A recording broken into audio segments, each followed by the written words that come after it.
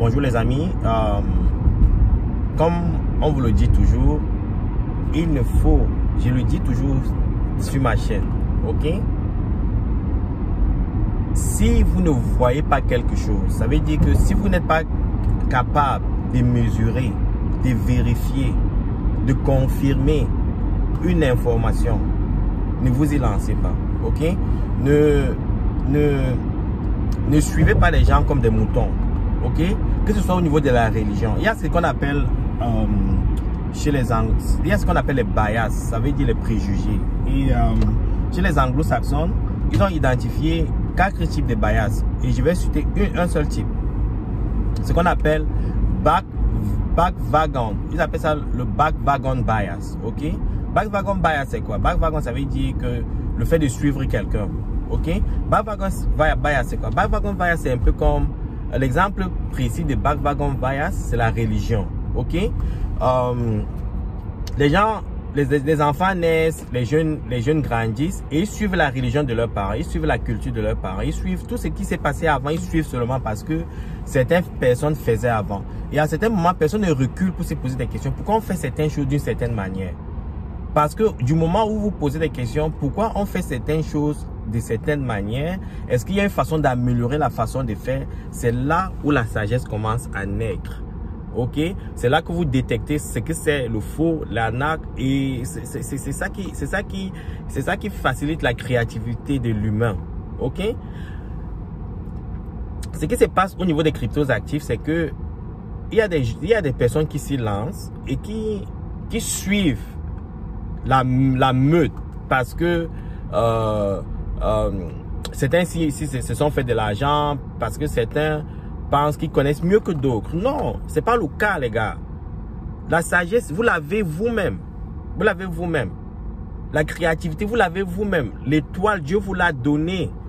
Vous ne pouvez pas naître. Dieu ne peut pas vous envoyer sur terre et ne pas vous donner l'étoile qui vous permettra qui va illuminer votre vie pour que vous puissiez réussir.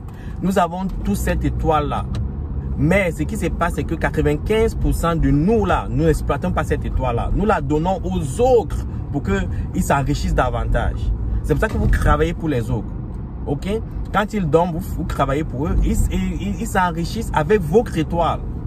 C'est ce qui se passe. Ce que je veux dire, c'est quoi? Faites vos recherches personnelles. Je vais prendre l'exemple. Pourquoi je le dis? Je prends l'exemple de Binance. FTX est mort, ok?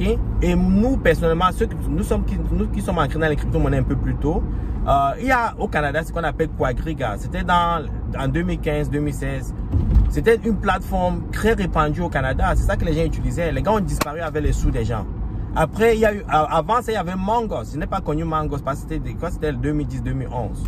Mangos a eu les mêmes problèmes. Et récemment, il y a FTX. Et je vois des gens qui se courbent religieusement pour croire à Binance. Les gars, ce sont des entreprises privées. Ce sont des individus qui gèrent ça. Et en tant qu'entreprise privée, ils ont en quelque sorte des shareholders et leur objectif à certains moments, c'est de réaliser le profit au maximum. Ça veut dire que quand vous faites des dépôts, ils prennent ces dépôts-là et ils prêtent à d'autres plateformes. Posez-vous la question. Binance a perdu des milliards de dollars sur Luna. Binance a investi massivement sur FTX. Et ils ont perdu beaucoup d'argent sur FTX. Binance, et ça c'est ce qui est visible. Qu'est-ce qui vous dit que Binance ne perd pas de l'argent pendant le bear market? Donc, on vient vous faire une preuve de réserve et les gens se disent que non, Binance est safe, si Binance meurt, les cryptos. Non, je vous ai dit, comme je l'ai dit pendant la conférence, ça n'a rien à voir avec les crypto-monnaies. Ce sont des activités annexes, connexes aux cryptos actifs. La blockchain, les fondamentaux sont les mêmes, ça ne change pas. La décentralisation, ok? C'est ça l'objectif de la blockchain, la décentralisation. Ça ne change pas, les fondamentaux sont là. Et les fondamentaux vont demeurer tant que les fondamentaux là ne meurent pas, la blockchain est ici pour exister. Maintenant, les entreprises qui sont autour de ça, comme les Binance, les FTX, les Quadriga, les Mango, ces entreprises là peuvent vous mourir. Mais ça n'aura jamais un impact sur les fondamentaux de la blockchain. Pour ceux qui comprennent les fondamentaux de la blockchain, la conviction, comme je l'ai dit dans une des vidéos précédentes.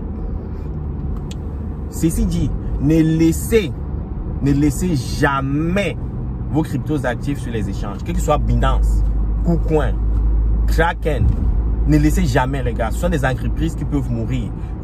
Les entreprises peuvent mourir. Quelle que soit leur capacité financière, il y a des grosses entreprises qui sont mortes, qui ont supprimé. Il y a Lehman Brothers. Quand Lehman Brothers est tombé, personne n'en revenait. Ok? Donc, quand on vous le dit, ne croyez en personne, ne donnez votre argent à personne pour investir pour vous. Jamais. Jamais. Faites vos recherches, investissez par vous-même. Prenez vos risques par vous-même. Formez-vous, informez-vous, transformez-vous. Ça va vous donner les moyens pour pouvoir investir par vous-même. Il y a des individus qui n'ont jamais vu le million dans leur vie, qui viennent collecter de l'argent un peu partout, des millions un peu partout.